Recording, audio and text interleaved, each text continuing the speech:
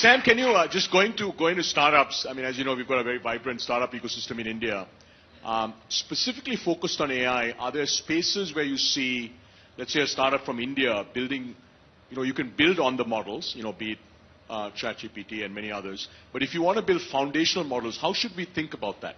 Where is it that a team from India, 3 super smart engineers with, not 100 million, but let's say 10 million, could actually build something truly substantial? Look, the way this works is we're going to tell you it's totally hopeless to compete with us on training foundation models. You shouldn't try, and it's your job to, try anyway. And I believe both of those things.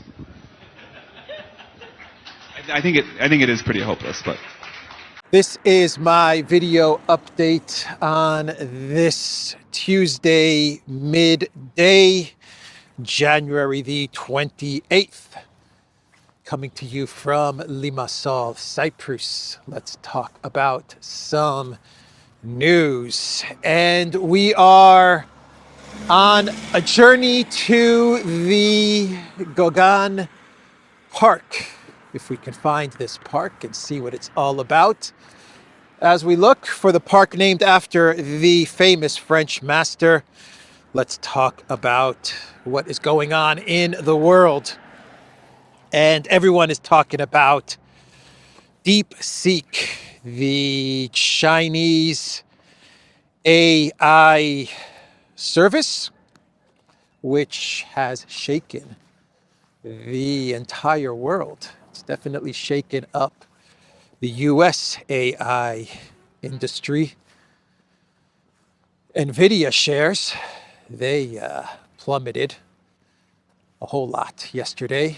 I believe at the time of recording this video, NVIDIA was trading at about $118. But I think NVIDIA will be okay, because what DeepSeek has done is that they have smashed the AI barriers to entry. Everyone was talking about how AI as a business is very expensive, very difficult to get into. Well, DeepSeek has changed all of that. And it's expanded the AI market. So I think that going forward, you will probably, just a guess, you will probably have more demand for NVIDIA chips going forward. But Huawei is also now in the AI business in a big way. Huawei has resurfaced after all of the bans from the collective West against Huawei. They are now a big player in AI. I believe that DeepSeek uses a whole lot of Huawei technology. So, what does this mean for OpenAI? What does this mean for the big player in the US, OpenAI? Well, I think they're the most hurt from DeepSeek because, from what I understand, DeepSeek's service business is much cheaper than OpenAI. A whole lot cheaper. That's not good if you're OpenAI when you have a Chinese competitor that is considerably less expensive to use as a service. What does this mean for the UK and Keir Starmer? You know what this means. His goal of making the UK into an AI superpower is now within reach. It's within reach. He can just tap into DeepSeek. That's right. He can tap into DeepSeek, the Chinese AI service, and he can turn the UK into an AI superpower. And it's going to be simple and cost effective, and it's not going to cost Keir Starmer that much money or that much investment. Trump was saying that he's going to invest $500 billion in data centers for AI. Keir Starmer can now do it on the cheap, and he can turn Hard Knock, Muay Thai Academy, Awesome. He can turn the UK into an AI superpower, and that means because he's going to do it so cheap that he can send more money to Zelensky. This is a huge win for Keir Stormer. My name is Stormer, Keir Stormer. 008, license to kill Keir Stormer. All right, so DeepSeek making a lot of news. Let's just keep on walking. Let's keep on walking. I think I'll find the park somewhere up here. We'll see, otherwise I'm just going to be lost. It's okay to be lost.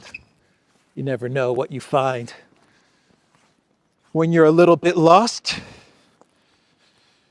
So yesterday we had the 80th anniversary ceremony of Auschwitz liberation. And in upside down world, Germany was invited. Germany was there. Zelensky, Ukraine, the Banderites, they were there. The Baltics were there. You know who was not there? The actual army, the country that did the liberating. They were not represented at this ceremony. Russia, the Soviet Union, they were not there. Upside down world. I remember a couple of years ago, Zelensky was in the Canadian Parliament cheering on Hunka. Remember that one? Yesterday he was in Auschwitz representing Ukraine. So that happened yesterday. In Russia, Putin and Russia, they celebrated the 81st anniversary of the breaking of the siege of Leningrad. The Russian president took part in a commemorative ceremony and met with veterans of the Second World War. The siege of Leningrad, St. Petersburg, today was one of the deadliest blockades ever imposed on a city, with over 1 million people, half of Leningrad's population, succumbing to starvation, disease, and bombardment by Nazi forces. The siege began on September 8th, 1941, and lasted for 872 days. The Red Army managed to open a narrow land corridor to the city in January 1943, with the siege fully lifted only on January 27th, 1944. So Putin gave an amazing speech yesterday at this commemoration. Let's go straight, see what we find.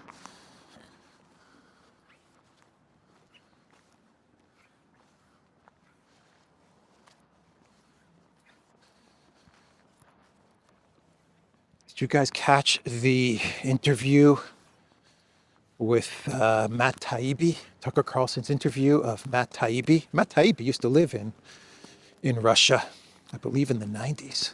So he knows the country well.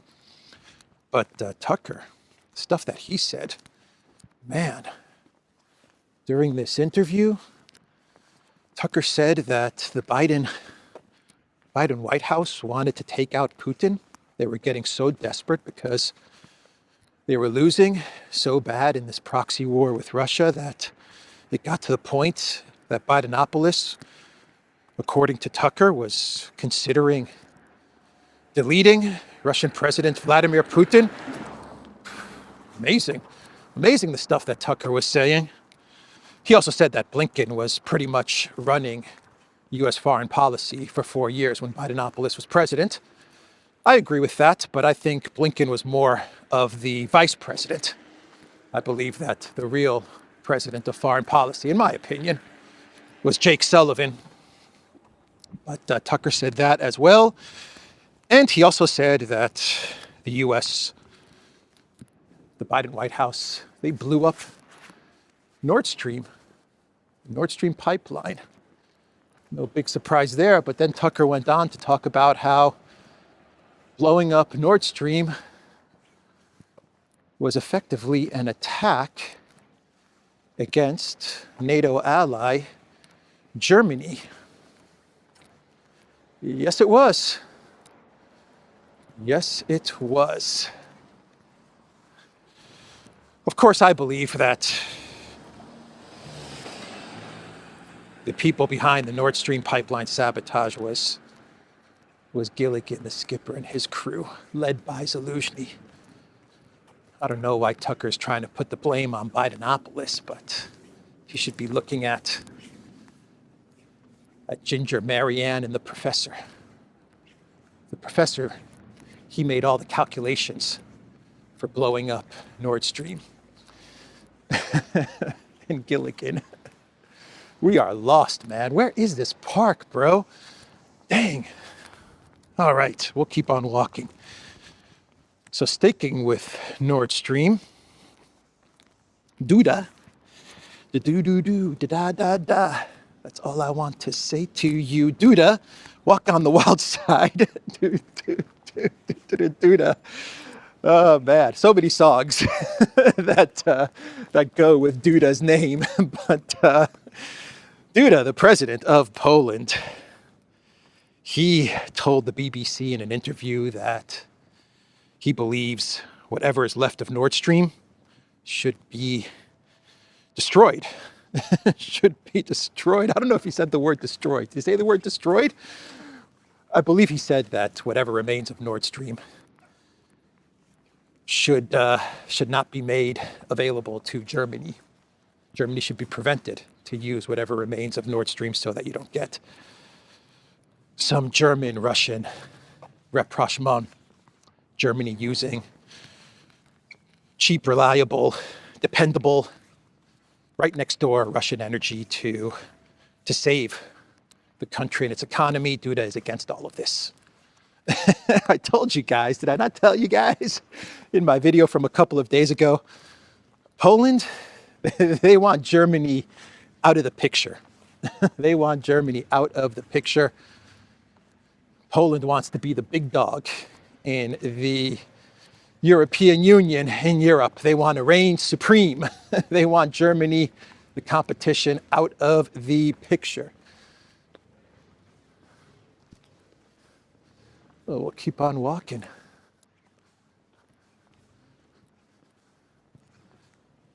So yeah, that's what Duda said. Poland warns against restarting Russia gas supplies. Andrzej Duda told the BBC that the Nord Stream gas pipelines, which have not been used since 2022, should be dismantled. He does want them destroyed. This, he said, would mean the likes of Germany would not be tempted to restore Russian supplies to boost its own struggling economy. I can only hope that European leaders will learn lessons from Russia's aggression against Ukraine and that they will push through a decision to never restore the pumping of gas through the pipeline. He doesn't want Germany tempted to restore, to save their struggling economy. Nope, we don't want you to be tempted to save yourselves. So we must destroy and dismantle Nord Stream, according to Duda. The unified European Union. They're all buddies. They're all pals. Oh boy. What else? Politico put out a newsletter the other day where, let's see here, should we go this way? Let's go this way. If it's not up here, then it's down there. If it's not down there, then well, it's nowhere.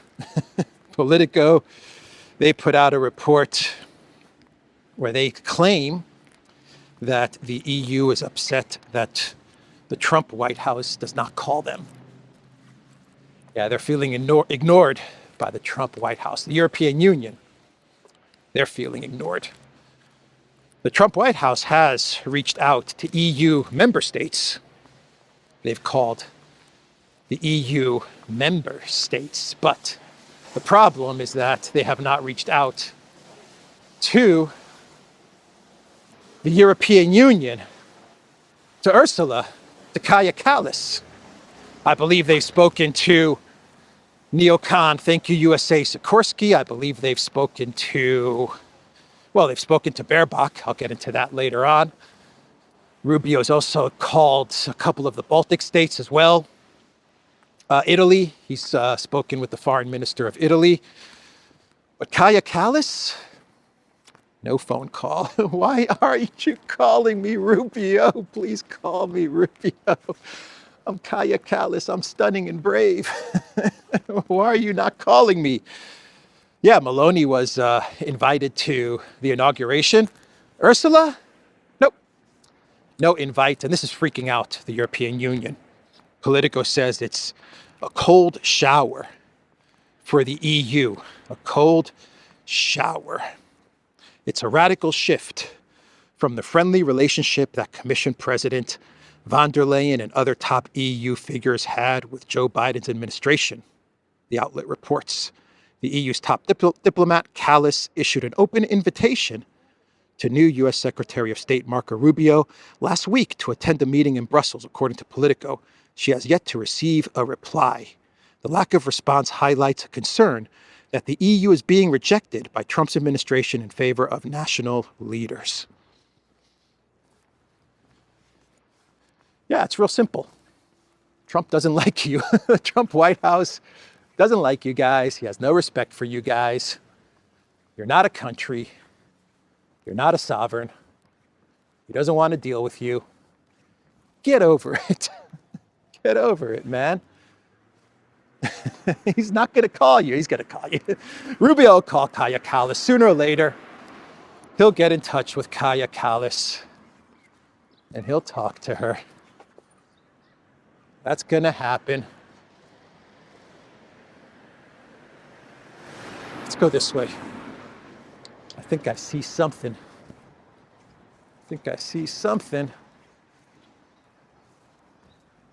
There's a barbershop since 2011.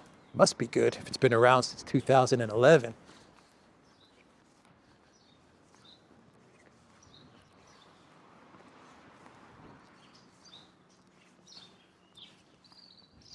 So Baerbock did speak to Rubio, finally. Annalena 360 had a phone call with Marco Rubio. No, this is not it. Let's go down.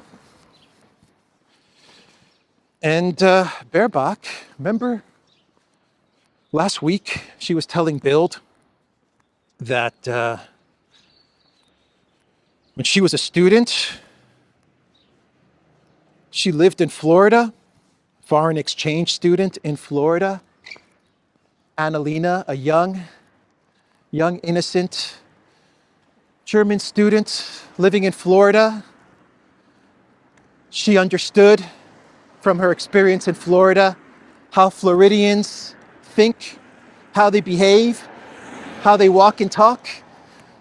And Annalena said, don't worry, my experience in Florida will help us navigate the Trump administration.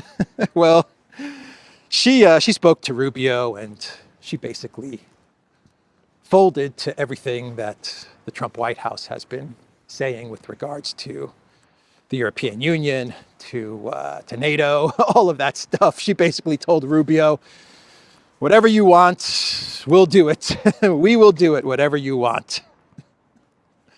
We are at your service, Rubio, United States. So I've got my maps open. It says I'm straight ahead. Okay, so I'm up that way. We're going to get there. We are going to get there. The Gauguin Park. So what did Baerbock say? The foreign minister previously said she knows how to deal with her U.S. counterpart because she once lived in Florida.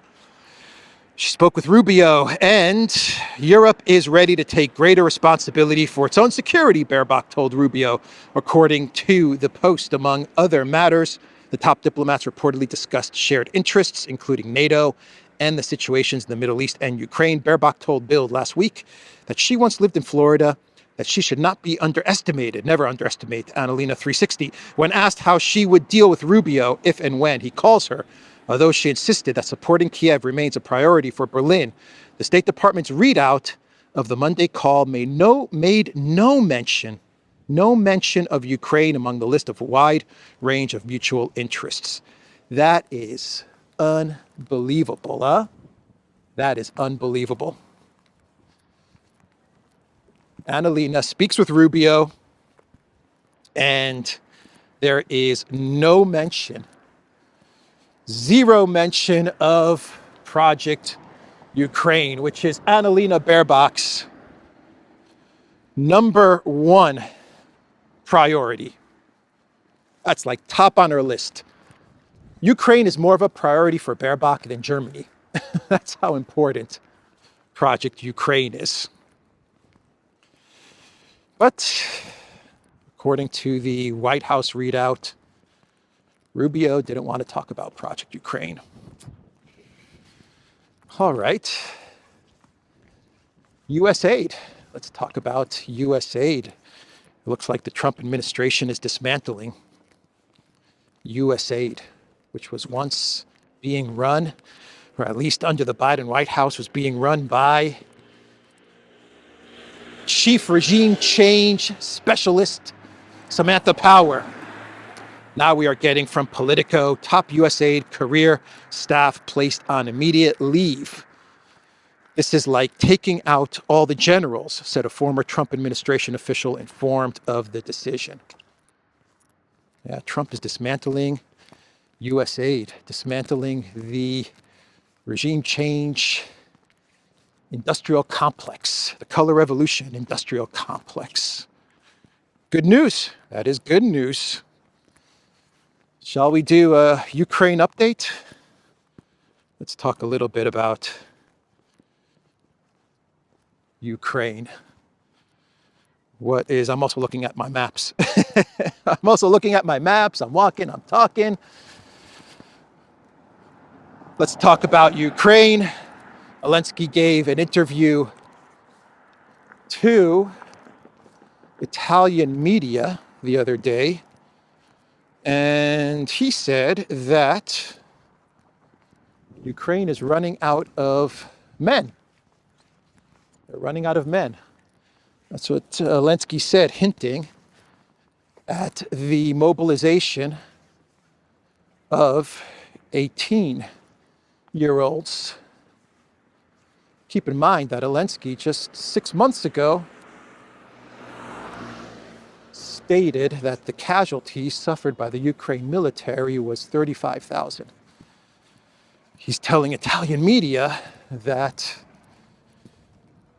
Ukraine is running out of men.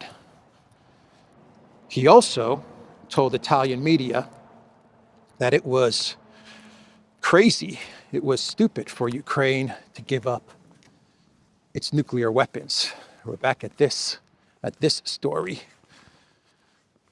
Ukraine giving up its nuclear weapons in the Budapest Memorandum and blah, blah, blah, blah, blah, blah, blah. Ukraine, yes, we found it. That has to be it. That has to be it. Mission accomplished. Thanks to maps. Yeah, Ukraine never had nuclear weapons. I'm not going to get into this again. No. Zelensky is a deceiver. He is a deceiver. And I don't think he got any pushback from the Italian journalist. The Italian journalist probably believes that Ukraine once had nuclear weapons. It never had nuclear weapons. Let it go, Zelensky. Let it go. He said Ukraine did not need to give up its nuclear weapons. It was stupid, completely illogical. It was stupid. Podolyak, stupid, right? Yes, Mr. President, it was stupid. Yeah, it was stupid. All right, so this is what we came to see. Let's check it out. What is the connection with Gogan? That's what I'm trying to figure out.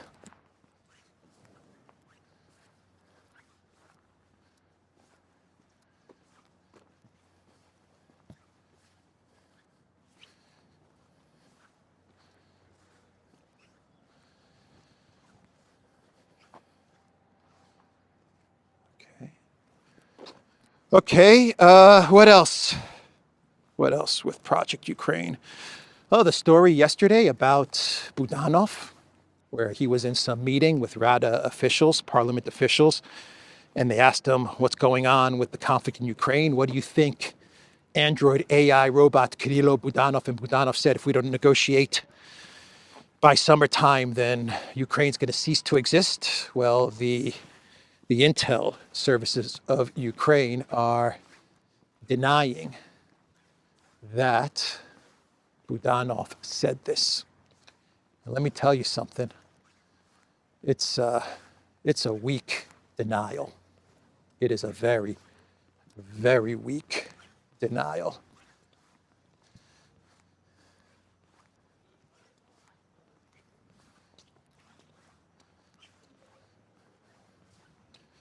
Graffiti with the word Texas. See, Texas, man. Texas is even in Cyprus. What did they say? What was their denial? The HUR issued a statement on Telegram on Monday rejecting the quote as false and urging media outlets to refrain from spreading rumors, unverified and officially unconfirmed information, especially regarding critical national security matters. The intelligence agency emphasized that the dissemination of any reports allegedly discussed at classified official meetings involving the military and political leadership undermines state security and is exploited by the enemy for its interests. A very weak denial. This leads me to believe that Budanov really did say this. That is one weak sauce denial. I will speculate that Budanov did say that negotiations by summer or else were done, that he did say this, and now they are in damage mode.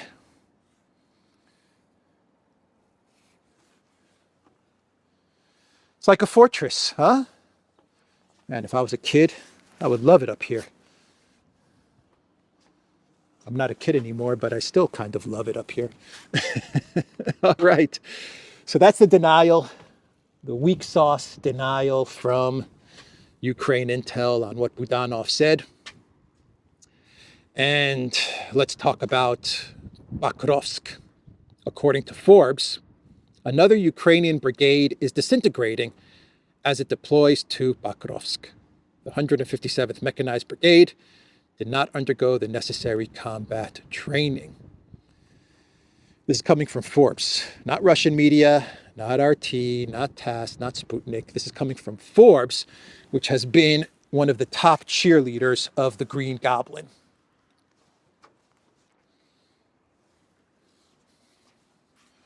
So masticha.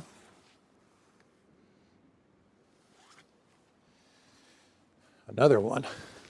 Someone was drinking some stuff up here. Whoa, I almost fell. That would have not been good.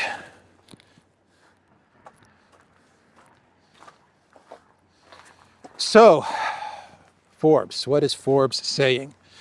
Forbes is saying that the Ukraine military, this brigade of very poorly trained soldiers quickly put together, cobbled together, and sent to Bakrovsk. The minute that they saw the fortifications in Bakrovsk, they ran away. That is what Forbes is reporting. Not RT, not Sputnik, not TASS. Green Goblin cheerleader Forbes. Let me read you. Let's go over there, and then I'll read you what Forbes is saying.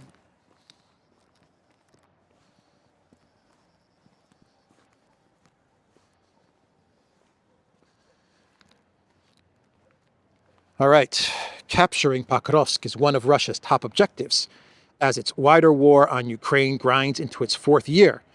Defending it is one of Ukraine's top objectives, given its importance. It's shocking so many observers that the Ukrainian army keeps reinforcing the city with dysfunctional units, including the 155th and the 157th Mechanized Brigades. Both units began falling apart before they even arrived in Bakrovsk.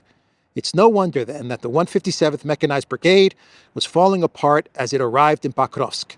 There were reports of brigade troopers taking one look at their trenches and promptly abandoning their positions. I remember the 2023 super duper great Ukraine counteroffensive and the goal, the reasoning that the counteroffensive was going to work and the Ukraine military was going to march to the Sea of Azov and then start firing at Crimea, eventually leading to the fall of Crimea and the capture of Crimea and the fall of Putin and the capture of Russia and the dismantling of Russia. I remember that the reasoning that was given for the success of the counteroffensive, the summer of 2023, was that once the Russian military got a look at the Ukraine military with all of those amazing, super duper NATO weapons, the Russian military would drop their weapons and just run away. That's not a joke. That's what they seriously thought was going to happen. And here you have Forbes saying that once the Ukraine soldiers took a look at Pokrovsk and the trenches and the fortifications, of which, from what I understand, according to Ukraine sources, are very little, not as well defended and fortified as, say, Toretsk or Bakhmut or Avdiivka. Once they saw the fortifications, they ran away. They ran away. Anyway, let's do some clown worlds. Indestructible ping pong table. Indestructible.